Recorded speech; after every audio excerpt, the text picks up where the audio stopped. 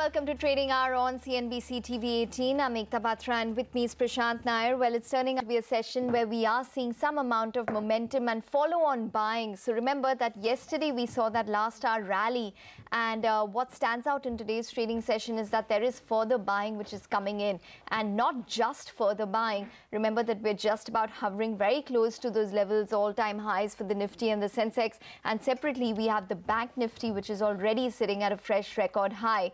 A lot of stocks within the Nifty space are either very close to their 52-week highs or at fresh 52-week highs. So case in point would be something like an Asian Paints, HDFC Bank, and from the broader markets, even something like an RBL Bank. So all of these stocks are just about hovering at those levels. It seems as though it's all about financials, and a couple of these stocks that we have on our radar. Jubilant Life Sciences is the one which is down around 4% odd.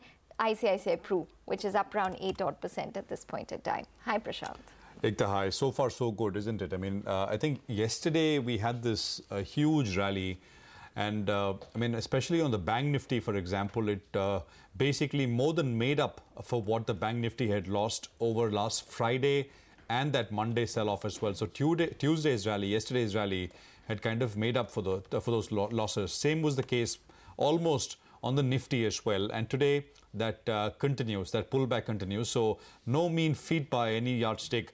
I think even after yesterday's session, you could have asked the question whether this will sustain. Is this pullback after 2 days of severe cuts fragile, etc., etc.? But I think you've got follow through today, so you've got to respect that. And I mean, it's holding so far. 11,537 is where we have. There wasn't very much by way of global data or anything of that sort overnight. This morning, we've had some poor data coming out of China in terms of industrial profits, but the market has kind of not reacted too much, even in the region so far. So, you know, we can talk about that with a guest a little later. But for now, it's pretty strong.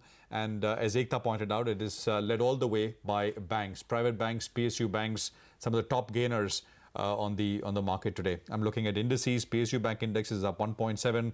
Private Bank Index is up about 1.25%. The two big gainers out there. Okay, so that's a short comment on the market. Let's bring in Sudarshan Sukhani with his thoughts on what we're seeing. Sudarshan, thank you very much. So there is follow through. What would you do? Yes, there's a lot of follow through, and the banks have, as you already explained and we have seen, have been giving a remarkable stellar performance.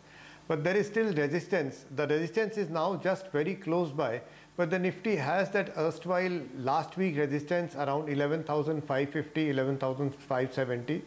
Let traders be patient. If the Nifty closes above this band of 550, 570, then that resistance has been overcome, not just intraday, but on a closing basis, and we would be buyers at the close today. So we'll wait for the close to take a fresh long position. At this point, long positions taken yesterday should be closed and profits taken. Stocks keep on offering opportunities mainly on the long side. So the big boy ICICI Bank is again a buying. It's as it makes lifetime new highs.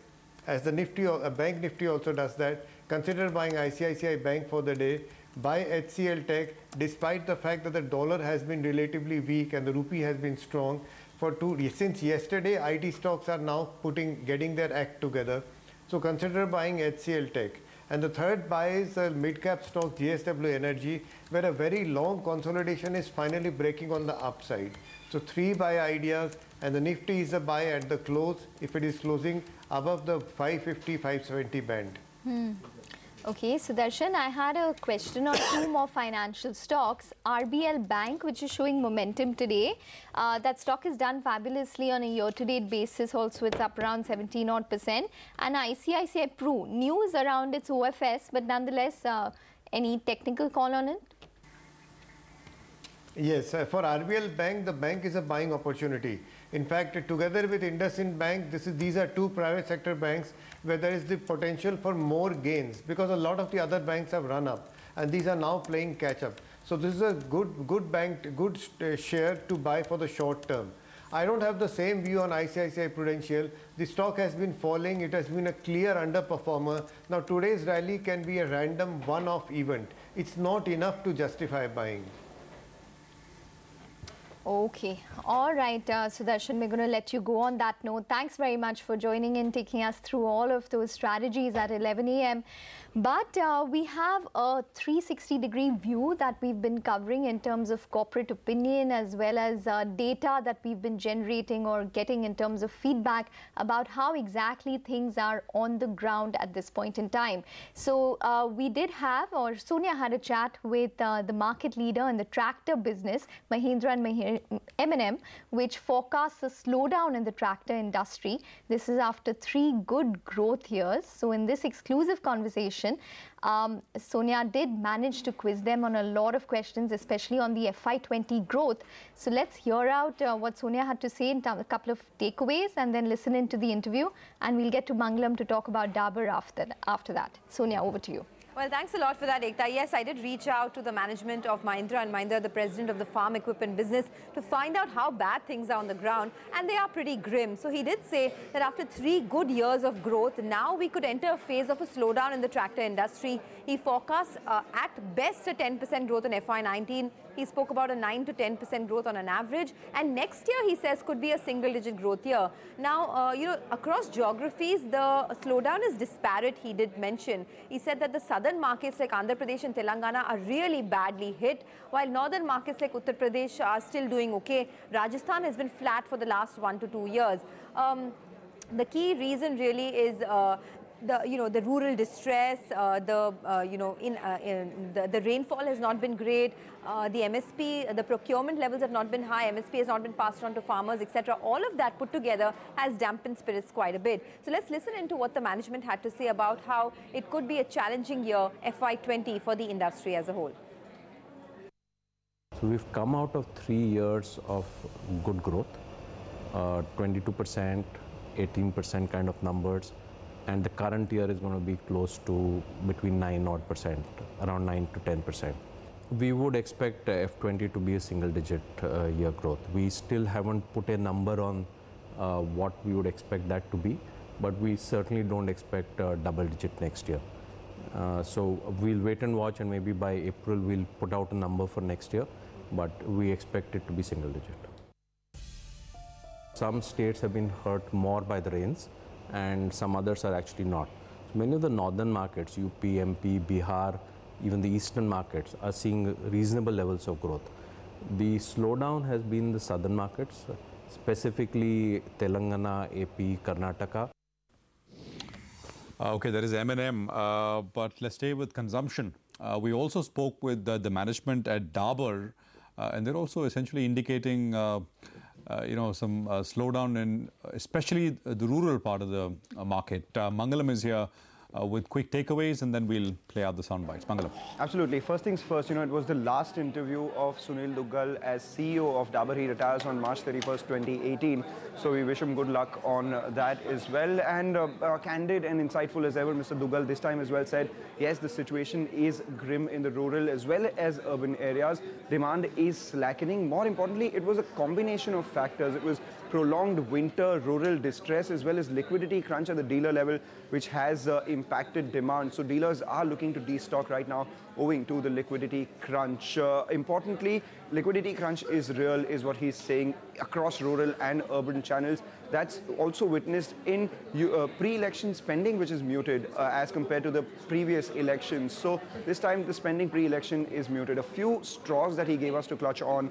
The first one is he believes that the demand slackening will not be as prolonged as it is in the durables business. So he expects demand recovery in the next 2 months as summers as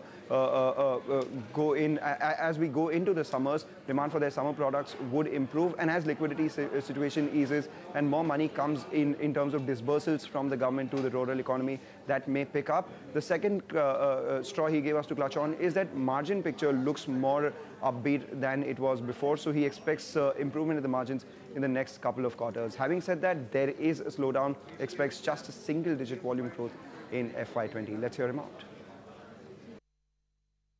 Well, there is a slackening of demand, there's no doubt about that, and that's both in rural and urban. It's a consequence, obviously, of tight liquidity, agrarian distress, and joblessness. In some cases, for companies like ours, the prolonged winters in the North India, which was extraordinarily, it's still pretty chilly in Delhi and North, meant that the summer products, which normally have a great month in the month of March and starting February and into March, are now not showing some fatigue. We do hope that things will right themselves out and we will see double-digit growth next year. But now on a normal base, which we saw in 18-19, even a high single-digit volume growth is something which we should not be very unhappy about. The money has not yet flown in. It's coming in trickles, and I think it will become far quicker in the weeks ahead. And the spending also seems to be comparatively muted this year. There is a liquidity issue, and we don't see that kind of pre-poll spending as we did in the earlier elections. Patanjali is no longer has the momentum which it did even 1 year ago, certainly not what it did 2 years ago. So that's helping things along. Our brands like Honey, etc., which did have some impact from Patanjali, are now doing exceedingly well, showing strong double-digit growths. Okay, I mean, a range of pretty useful, insightful commentary coming in from managements like M&M and Dabur. I just want to highlight one other stock before we move on. ICICI Pru, take a look at that. I mean, it's a big one, big move, 8% plus. The stock had done very poorly, from its highs. It's recovered quite a bit. I mean, I think it got to about 275, 280 levels. From there, it's back to about 350. A large part of that gain coming in today. The reasons for this move are pretty clear. There was the demand for the OFS yesterday for institutional clients was pretty large. I mean, actually, by the end of the day, the issue was subscribed about 4 times. I mean, that is pretty large. This was essentially, the parent reducing their stake to meet the shareholding norms of 75. I mean, free float of 25% and going to just under 75%. The issue for retail investors opens today. We know the details, but I think it's just probably leftover demand from yesterday from institutions, etc., who could not get the shares because, as I said, the overall issue got done 4 odd times, so it's getting bid up. There is also a fair bit of positive commentary from brokerages like Goldman Sachs, Deutsche Bank, etc. And I think these 2 brokers have got price targets in the range of about 420 to 440 odd rupees. So there is still upside based on these price targets at this point. So that is ICICI Pru. There is also news on Lupin, which has just come in. Ekta? Yes, absolutely. I think it's positive news, definitely, because it's their Pune biotech facility which has received a regulatory approval from the EU regulator, saying that Pune biotech facility is good to go when it comes to supplying to the European markets. So that's positive news coming in. Don't know what the status of it is. Maybe it is, what kind of precursor approval this particular inspection was for. So we'll try and dig more details on that. But nonetheless, positive news coming in for them.